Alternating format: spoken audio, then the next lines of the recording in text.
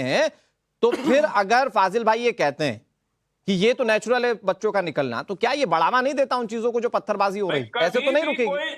आमने सामने रख लीजिए फाजिल अहमद और अतीकुर रहमान जी को। अतीकुर रहमान जी, नेक्स्ट टू यू। देखिए, सोसाइटी में हमारी जिम्मेदारी होती है कि हम जो भी काम करें, जो रैली पुलिस परमिशन तो फाजिल भाई क्या वो जिम्मेदारी निभा रहे हैं क्या अतीकुर रहमान जी? जो रैली पुलिस परमिशन के बगैर निकाली गई वो गलत था। हमको ये जान लेना चाहिए कि हम हिंदुस्तान में माइनॉरिटी हैं और माइनॉरिटी को कुचलना, जाना देना बीजेपी के खून में शामिल है। बीजेपी इसीलिए पैदा हुई है कि वो मुसलमानों को दबाए। इस सूरत हाल को गौर रखते हुए बच्चों को कम से कम रैली में शामिल करना उनके फ्यूचर के साथ खिलवाड़ करने से ज्यादा और कुछ नहीं हो सकता। विभाजन जो है वो धर्म के आधार पे हुआ, उसके बाद हम लोग उस समय में 10% थे, आज 22% हो।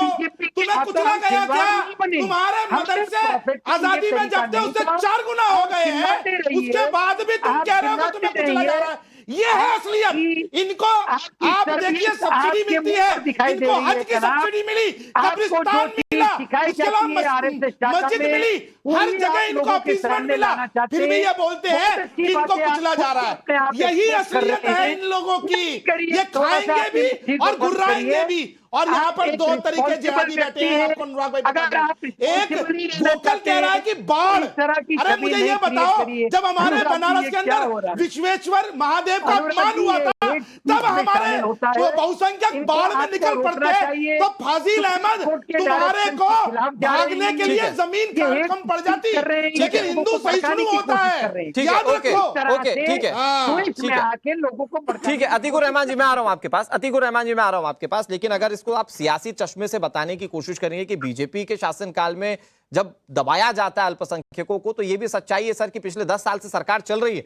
और अगर आप आंकड़े देखें आजादी के वक्त से अब तक में, तो हमारे देश का मुस्लिम जो है वो सबसे खुश है। और ये तो ग्लोबल भी आंकड़े सामने आ चुके हैं कि हमारे देश का मुस्लिम जो है वो सबसे खुश है। मैं आ रहा हूं आपके पास, फाजिल भाई आ रहा हूं आपके पास। अतीकुर रहमान जी 10 सेकंड में अपनी बात कीजिए, फिर मैं सौरभ जी के पास जा रहा हूं, फिर एचएस रावत जी। आपकी अपनी सोच हो सकती है। ठीक है, ओके, अतीकुर रहमान जी, अतीकुर रहमान जी 10 सेकंड। अनुराग जी, ये जो 10 साल में मुसलमानों ने जब्त किया है, ये हमारी कुरान की टीचिंग्स हैं। 100 से ज्यादा मुसलमानों की लिंचिंग गौ रक्षा के नाम पर और भगवान राम के नाम पर कर दी गई। लेकिन आज की सच्चाई ये भी तो है ना अतीकुर रहमान जी, आज की सच्चाई ये भी तो है ना कि गणेश विसर्जन के लिए लोग जाएं तो हमारे देश का बहुसंख्यक पत्थर खाकर जाता है। और जब डीजे बजता है और अगर मस्जिद के सामने से चला जाए तो आप जैसा उलेमा बैठकर कहता है कि भाई सामने से डीजे निकालोगे तो यही होगा ना। तो ये सच्चाई है सर, आज बहुसंख्यक भी पत्थर खा रहा है। मैं सौरभ जी आपके पास आ रहा हूं, क्योंकि फाजिल भाई ने कहा कि वो राजनीतिक आदमी है और राजनीति बहुत कम लोग समझते हैं, और आप चूंकि राजनीतिक विश्लेषक हैं, आप इसको राजनीति के चश्मे से भी देख रहे हैं क्या, या ये पूरा मामला कम्युनल है और सिर्फ बच्चों को भड़काया जा रहा है और कहा जा रहा है कि आप उतरो सड़कों पर और करो पत्थरबाजी? नहीं, यकीनन सर्वश्रेष्ठ से बयान किसने दिलवाया? राजनीति और तो सरकार चुप है। नहीं, वो उस मामले में कार्रवाई हो रही, फाजिल जी उस मामले में कार्रवाई हो रही है, और जो संविधान सम्मत है वही होगा ना सर देश में। शरिया पर तो देश नहीं चलेगा। सौरभ जी सुन लीजिए, अब आपका टर्म्स खत्म हो गया भाई साहब, मैंने बीच में नहीं बोला, अब आप सुनिए। फाजिल जी जवाब दे रहे हैं। सुन लीजिए, देखिए भारत एक लोकतांत्रिक देश है, लोकतांत्रिक व्यवस्था यहाँ पर काम करती है। कोई भी ऐसी स्वतंत्रता जो संवैधानिक अराजकता में बदल रही हो, उसको कहीं से कोई भी धर्म भी इजाजत नहीं देगा, और इस मुल्क के अंदर, इस देश के अंदर भी इस तरह की कोई इजाजत नहीं मिलेगी।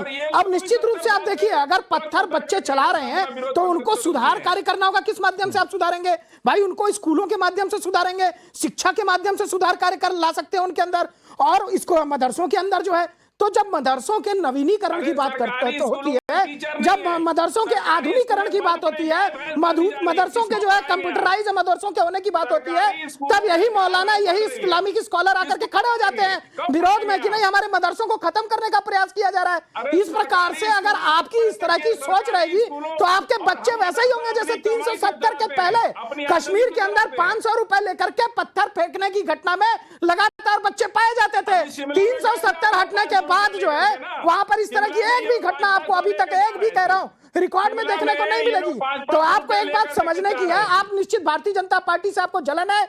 अगर आपको हिंदुओं से समस्या है, देखिए कश्मीर में चुनाव हुआ, लोकतांत्रिक व्यवस्था के तहत हुआ, जम्मू में भारतीय जनता पार्टी को सीटें मिली, घाटी में नहीं मिली। क्यों? क्योंकि स्पष्ट था कि जो मुस्लिम है वो भारतीय जनता पार्टी को वोट नहीं करता कि वो भारतीय जनता पार्टी को पूर्ण रूप से हिंदू मानता है और हिंदुओं से एक नफरत दिखाई देती है। इसको आप स्वीकार करते हैं, मैं भी स्वीकार कर लेता हूँ, भारतीय जनता पार्टी ने भी इसको स्वीकार किया।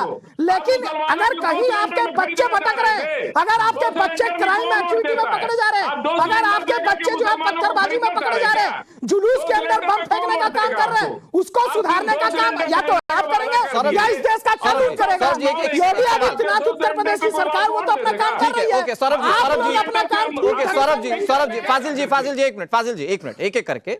सौरभ जी, मैं एक छोटी सी बात जानता हूं आपसे कि आपने कहा कि ये बच्चे जो कल का भविष्य हैं, अगर ये इस तरह की चीजें कर रहे हैं, और आपने दोनों लोगों को सुन लिया, बिल्कुल कोई पत्थर रोकने की बात नहीं कर रहा। वो तो फाजिल भाई तो कह रहे हैं कि पत्थर उठाना तो नेचुरल है, बाढ़ में तो हर कोई अपनी अपनी सहभागिता देगा। तो मुझे ये बताइए कि ये आने वाले वक्त में क्या तस्वीर देश में लेकर आएगा? आपने शुरू में कह दिया था ना कि मदरसे जो है हमारे यहाँ वो संवैधानिक इजाजत देता है, लेकिन इस इजाजत को मैंने पहले ही बोला कि असंवैधानिक अराजकता में बदलने का काम यही लोग करते हैं। ऐसे मौलाना, ऐसे स्कॉलर जो पत्थरबाजी की घटना का विरोध करने की बजाय उसकी पैरोकारी कर रहे हैं। आप एक बात बताइए, मैं अपने मुस्लिम भाइयों से पूछता हूँ, एक ही राष्ट्र आपके पास बचा हुआ है, हिंदुस्तान, जहां पर आप सुरक्षित हैं, आपके बच्चे सुरक्षित हैं।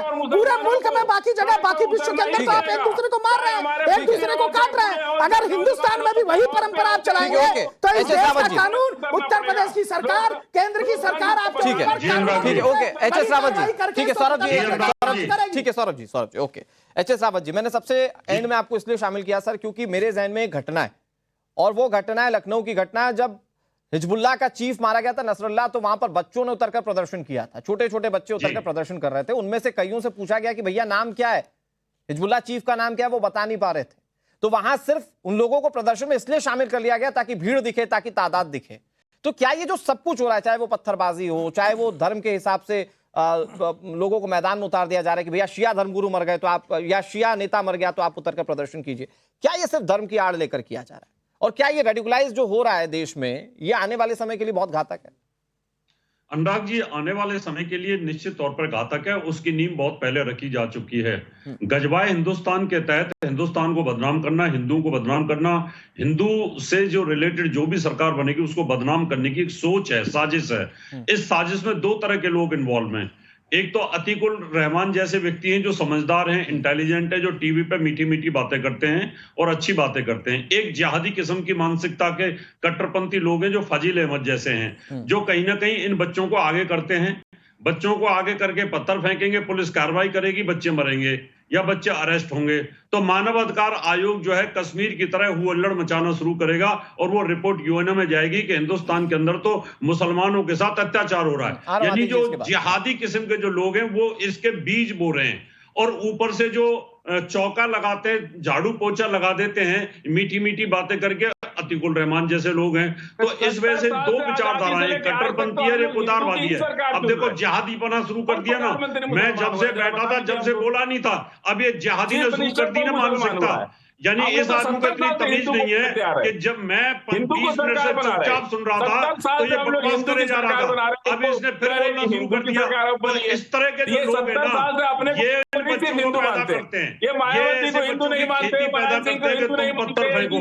यानी फजील अहमद जैसे जिहादी जो लोग हैं, ये उन बच्चों की खेती करा रहे, मदरसों के अंदर उनको जिहाद सिखा रहे, उनको हिंदुस्तान के प्रति नफरत सिखा रहे, हिंदुस्तान में हिंदुओं को अपना दोस्त न मानो, वो काफिर हैं, उनको इस प्रकार की बातें सिखा रहे हैं। वो जो जाति का बंटवारा हुआ, उस जाति के बंटवारे पर ही तो ये सब कुछ जो इलेक्शन में हुए, जो फायदे हुए विपक्षी पार्टी में। आ रहा हूँ सूर्य प्रकाश।